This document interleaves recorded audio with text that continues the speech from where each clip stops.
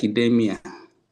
So my topic is on Africanization of curriculum and governance that focuses on geography. So yeah, you can present my you can present my PowerPoint. I mean, he can share a passport.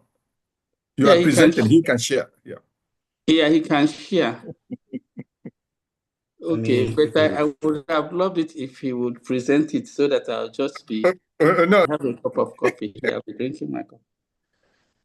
Okay, so I'm trying to look for it. What's the title again? I think it's number 9 also, Africanization of curriculum and governance, with focus on geography. Got it.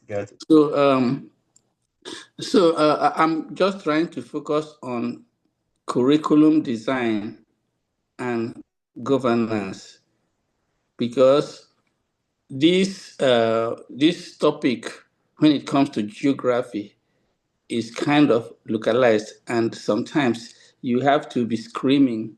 You can say that this place, you can choose what name a place, a landmark is, and that's what it is for you. So Africanization deals with the evaluation or re-evaluation of concepts to include or enrich Afrocentric content, whether in epistemology or pedagogy. This perspective is conceptualized in the whole process of curriculum design, curriculum management, and governance. Like I said, this presentation focuses on geography. Now, if you are talking about educating people on geography, Africanizing geographical concepts, where you have to put it is in the design of curriculum. So when you design the curriculum, you can design the curriculum for your school, for your class, for your community, or for your school system or school district. But whether it is enforced will depend on governance. So the governance of the school system where you are operating from. Africanization of curriculum when it comes to geography is extremely important within the primary and the secondary school periods, because that is the time people imbibe this knowledge of their environment and worldview. Because that time you may be told that River Niger was discovered by someone.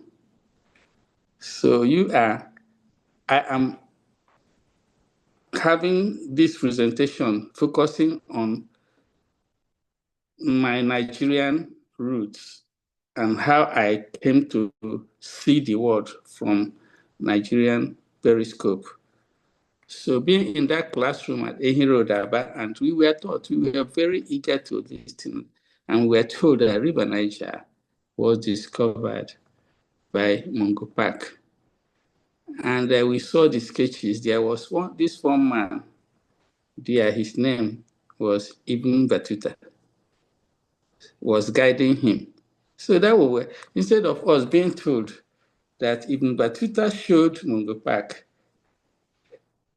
how River Niger ran, but we were told that Mungo Park discovered River Niger. I'm using this because these are the roots of our Africanization problem.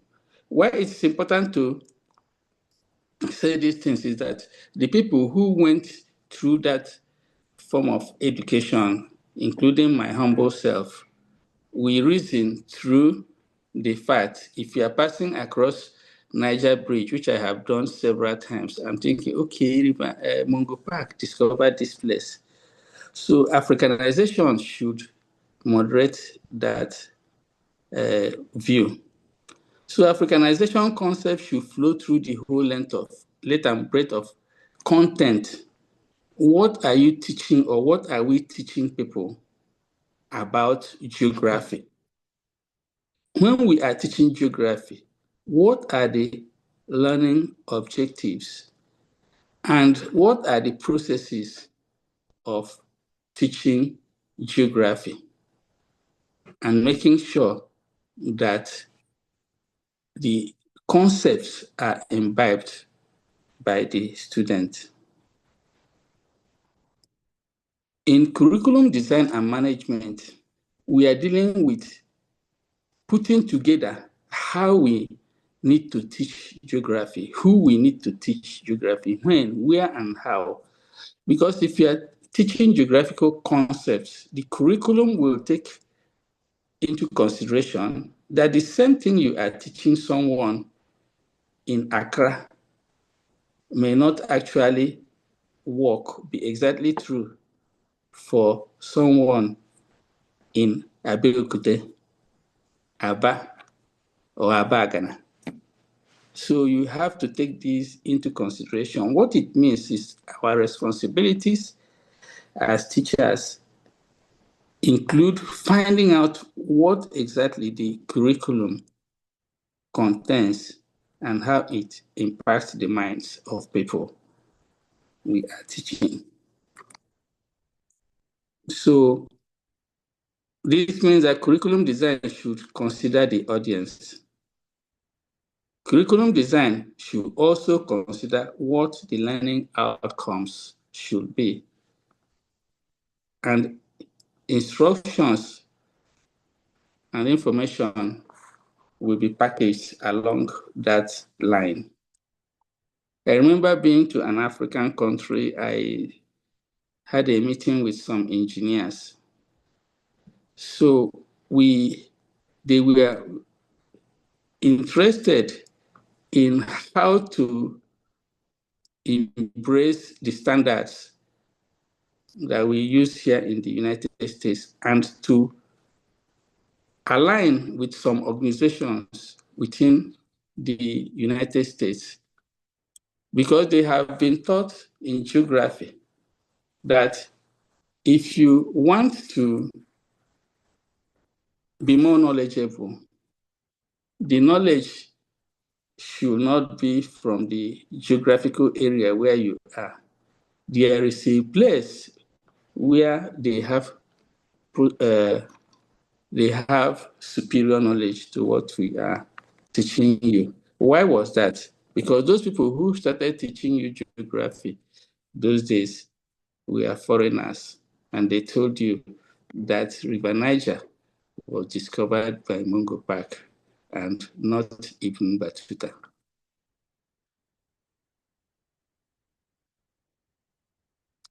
So the importance of curriculum governance cannot be overemphasized, because the framework we are using in the design, policies, and implementation are designed. The things we use to manage content, to assess changes, can only be effective if we have a strong curriculum governance body. Because if you say that Mungo Park discovered River Niger and the curriculum governance supports that, that's what you teach people. But what if someone gets up and said, Ibn Battuta was the one who showed him that this river started from the Futajelon Highlands. But that lesson wasn't. So that's Africanization opportunity for you right there. So governance should say, this is what should be taught. There are various areas where governance should be exerted in making sure that what we learn in geography is actually what can help us understand our environment even when we are grown. So geographical perspective on curriculum governance is important. The curriculum can be designed to teach and learn names of places, landmarks, geographical activities that align with designers' intended learning outcomes. Governance is a method used to ensure that the teaching and learning outcomes are complied with. Examples include places like Rhodesia, Lagos, Nigeria, Port Harcourt, Nigeria, Bight of Benin, Bight of Biafra, Gulf of Guinea, and landmarks like River Niger. You find out the way we were taught these things, you will understand that it is even more relevant to someone who is in London and you are teaching them these geographical landmarks about Nigeria. So we have to have a way of correcting this while they are where they are being taught or learned. So if we are looking at geography, the curriculum design should pay attention.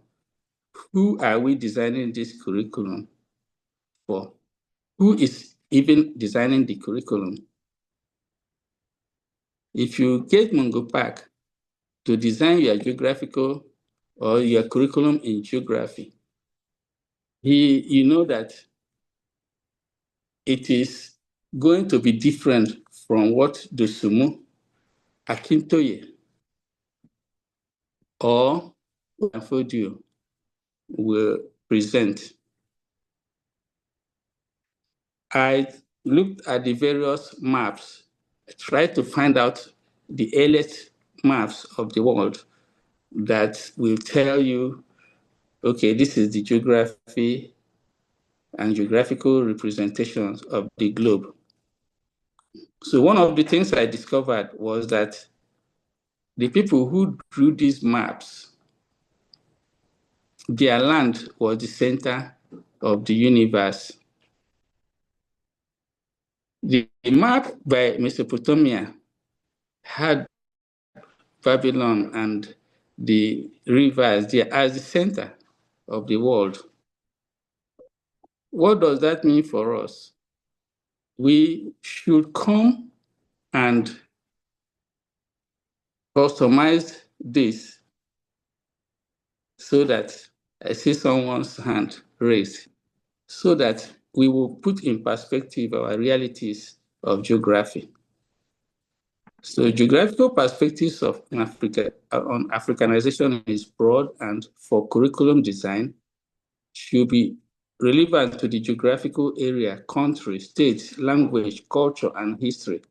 However, implementing Africanization concepts should be done by indigenous or others who know the truth and ways to weave through language, culture, and other aspects of the society and value system. So here I conclude my presentation because the moderator has raised his hand. I'll be open to questions to expand on some of the concepts elucidated. Thank you. Stella Haunaya. I should be presenting on strengthening curricula for digital inclusion, bridging the divide, and advancing indigenous innovation in Africa. So after our session, if there are any questions, we are very, very free to ask any of the speakers that have spoken over the past 2 hours. All right, over to you, ma'am.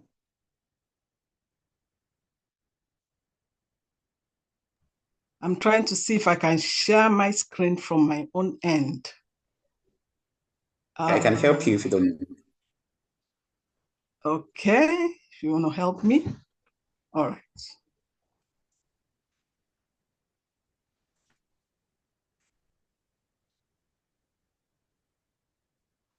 I'm waiting. Okay. So, yeah, it's coming up in Okay.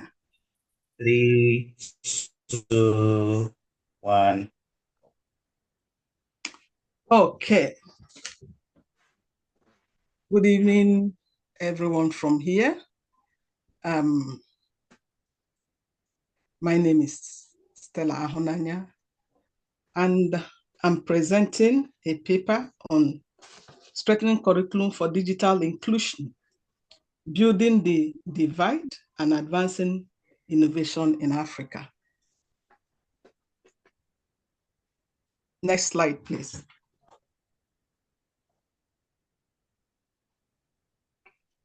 Why this conversation? Why this conversation matters?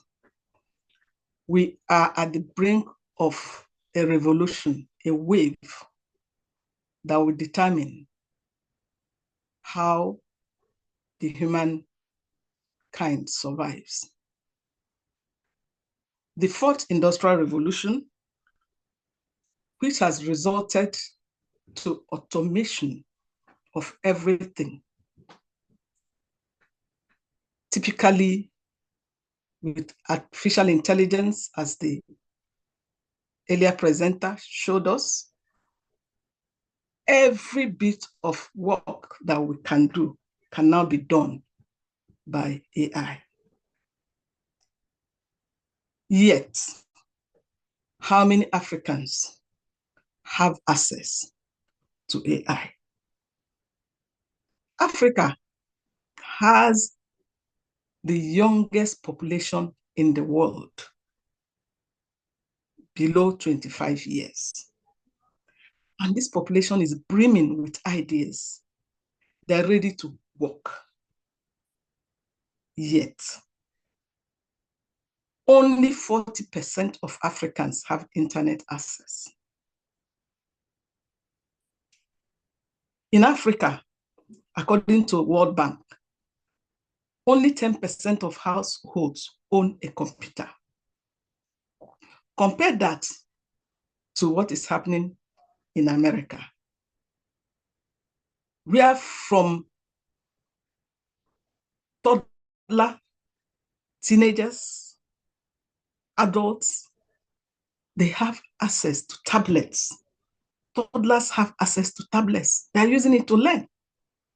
They're using it to interact with their environment. If Africa does not key into this digital revolution, the digital divide will continue to widen. And where would that leave us? Next slide, please.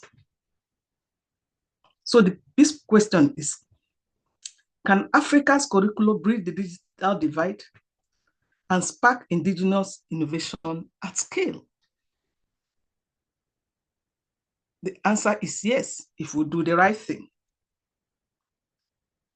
The reality of the digital divide in Africa can be illustrated by urban versus rural activities going on in Nigeria. Only 12% rural schools teach information and communication technology, compared to 89% in private urban schools. Even public urban schools, they do not teach ICT because of funding.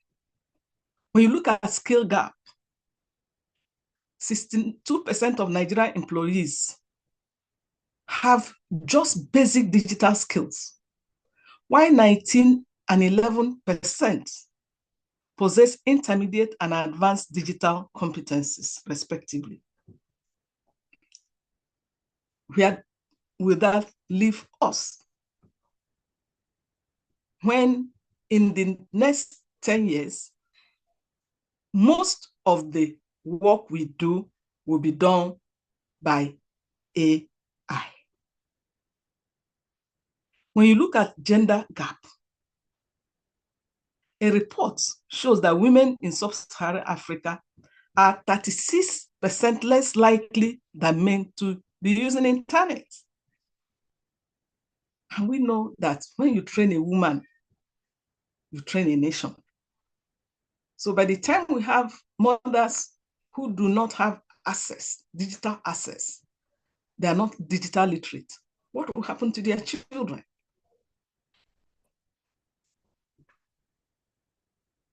So why does curriculum matter? Curriculum shapes what societies value and prepare their youngs for. Today, curriculum is heavy on memorization. Most of our undergraduates cram and pour out and pass exams. At the end of the day, they are not creative. They cannot think critically. If we're looking at now and beyond, digital literacy must be taught. Added to it is indigenous knowledge that will lead to innovation. So a new curriculum must fuse technology and indigenous knowledge. For instance, a young lady in Lagos, Ekpe, was able to help fishermen in her community to cut off the middlemen who were the ones making money from fishing business. Once that app was up, the fishermen were able to get straight to the customers, and at the end of the day, they boosted their capital base. This was a young lady that just participated in a coding program sponsored by an individual in her community. New curriculum must empower creators. Recently, a young girl from Akwa Ibom was able to produce a phone that is better than iPhone. Where did she get the knowledge? She was empowered to go into that research. We must make digital literacy basic like reading and writing. So from nursery, primary, secondary, digital literacy must be taught. Next slide. Case studies. German Nigeria have trained over 2.4 million youths in digital and soft skills for employability. Not only have trained them, they placed some of them in jobs since 2020. In Rwanda, smart classrooms were introduced where over 2,000 schools were connected to the internet, with about 1,668 primary schools and 1,159 secondary schools receive lessons using smart classroom setups. Over 43,000 primary school teachers were trained on digital literacy skills. Next slide. Continuing, the Moringa School and indigenous agricultural platforms have arisen in some parts of Africa. For instance, in Ghana, digital platform like Esoko, in Nigeria, Hello Tractor are modernizing agriculture by providing timely weather forecasts, market information, and mechanization services, with agricultural productivity increasing by around 10% and household income rising by up to 17%. That is the work of AI. So what do we do to make sure that our curriculum has digital literacy that will close the divide? So we must have a curriculum for digital inclusion. There must be digital foundations in every school in Africa. Just like what Dr. Harrison is doing in health, we must replicate that in education. There will be teacher reorientation. There will be indigenous plus digital fusion in curriculum.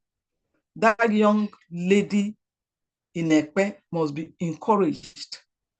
The ones coming after her must be encouraged to look around their communities and see what can be done with AI to improve life. Policy and governance alignment. Two presenters have talked about it. We must lobby the government. They must come into this because the infrastructure needed for digital literacy is heavy. Individuals cannot bear it alone. That's where we also now invite public-private partnership. The cost of inaction, if we don't do anything, what happens? By 2030, it is projected that over 55% of jobs in Africa will require some level of digital skills. If we don't teach them these skills now, who are going to do the jobs? I'm sure part of why Dangote lodged those foreigners, part of it could be that he does not know or does not believe that our youths are digitally literate to do what those foreigners can do. By closing the digital divide, GDP per capita could grow by 2.5% annually. By integrating indigenous innovations with digital skills, Africa could pioneer new methods of sustainability, culture-driven creativity, and inclusive growth. Finally, our curriculum should bring liberation. Africa's future won't be imported. It will be created, quoted, and cultured right here in Africa. By embedding digital inclusion and indigenous innovation at its heart, Africa will not just catch up. We don't want to catch up with the world, but we want to chart our own authentic, dignified, and globally relevant path. The Egyptians did it before. We can do it now.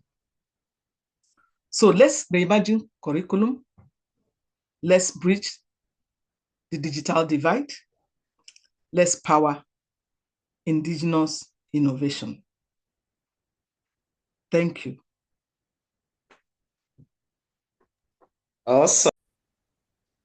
My topic is Africanization of governance and leadership. I'm not going to waste so much time because I just left Sheraton Hotel where I chaired the marriage. So I want to hit the points.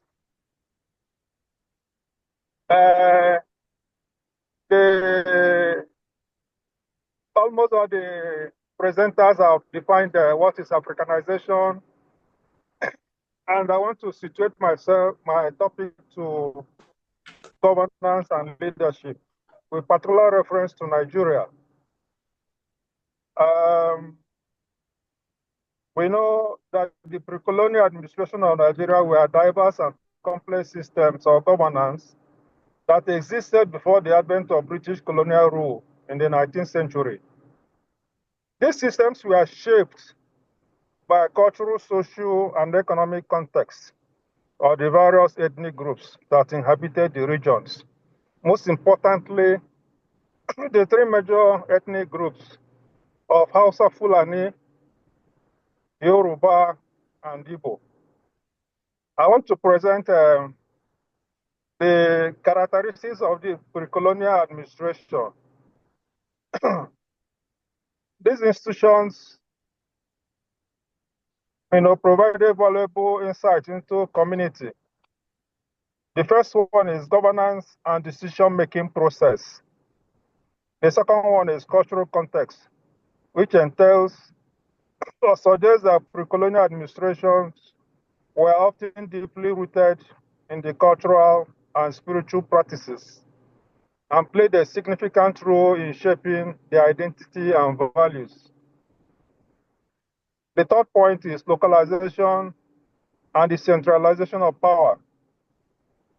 People who are conversant with this topic know that many pre-colonial administrations were decentralized.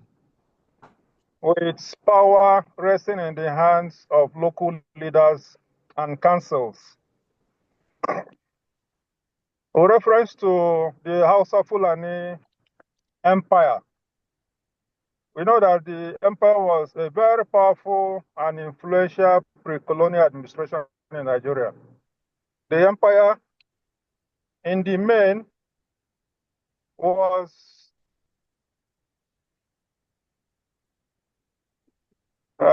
just 1 minute. Yes, the empire was known as, with its characteristics of centralized systems of government. We know that the Sultan of Sokoto, who is still the spiritual leader of Muslims in Nigeria, was the supreme leader. And we had the emirs governing various provinces.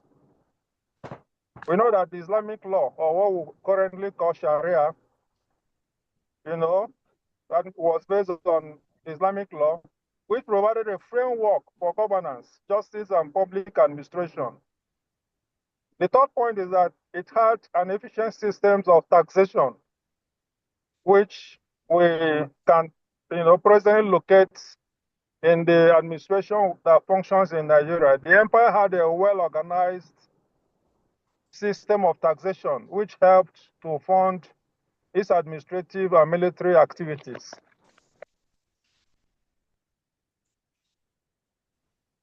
There was a very, coherent public administration system.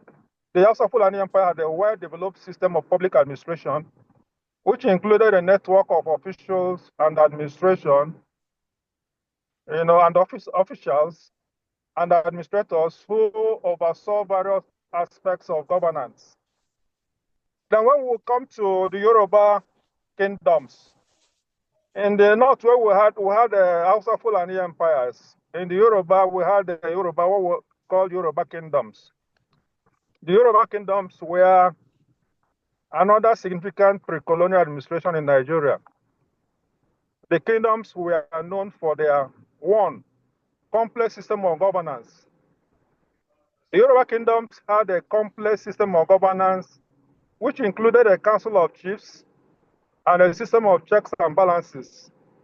The council of chiefs constituted their obas, and the bigger obas, the Oni of Ife, the Alafin of Oyo, the Olubada of Ibadan, and other small obas that presided in the localities. They operated a monarchical system. Most of the kingdoms were monarchies, with a king or Oba as the supreme ruler. They had council of chiefs.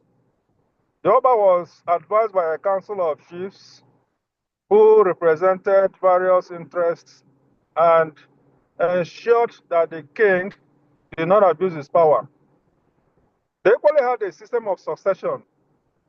The kingdom had a system of succession which ensures that power was transferred from one ruler to another. Then the Igbo republics, there's a saying in Igbo language that Igbos, as at then, had no kings. We had a structured system of succession like the Hausa Fulani empires or the Yoruba kingdoms. The Igbo republics were unique in their decentralized and democratic system of governance. The Igbo system of governance was based on Council of Elders. Sorry. The Igbo system of governance was based on Council of Elders who were respected for their wisdom and experience. These were people appointed by, the systems in place then, people who were known for their truthfulness and sincerity. We had titled men. The Igbo system also recognized titled men who were respected for their achievements and contributions to the community. There was a system of consensus based on decision making. Decision making in the Igbo republics was often consensus based, with leaders choosing based on their merits and ability. Of course, there was decentralization of power. Power was decentralized in the Igbo republics, with various city-states and villages having their own system of government. Okay, so what are the legacies of this pre-colonial administration? You know, the pre-colonial administration of Nigeria have left a lasting legacy in the country's politics, culture, and society. Many of the traditional institutions and systems of governance that existed before colonial rule continue to influence our contemporary Nigerian politics and society. What are the challenges and opportunities? One, balancing modern governance system with traditional institutions. Two, promoting responsible leadership and accountability. Three, managing competing interests and power struggles. Four, integrating cultural values into policy-making processes. What are the political benefits? One, more inclusive and responsive governance. Two, increased community engagement and participation. Three, effective management of power and resources. Four, sustainable development and national growth. So these are the points I have for my topic. Thank you very much. Thank you.